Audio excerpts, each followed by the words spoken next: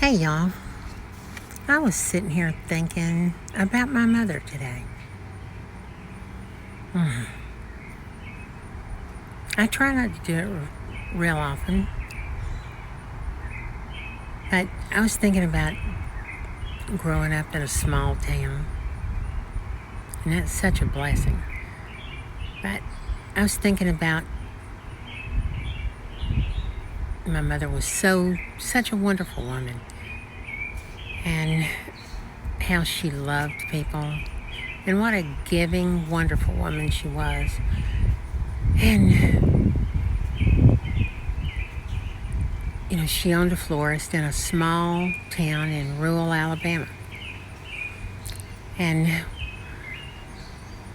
how her heart would go out to especially the really poor people when they would come in and they'd lost their family, and you could tell they couldn't afford the family flowers, but just because they couldn't afford them didn't mean they didn't want to give their family the same dignity as the people that could afford it.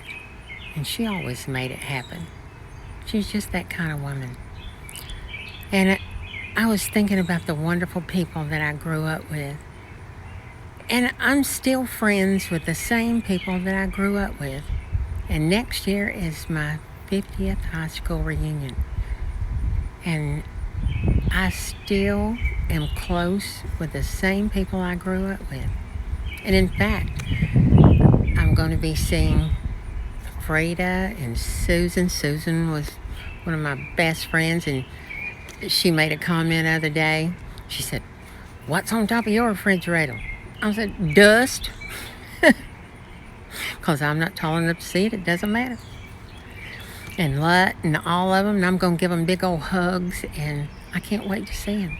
And that's just the reason, I feel sorry for people that didn't grow up in small towns, that still, those people that you grew up with.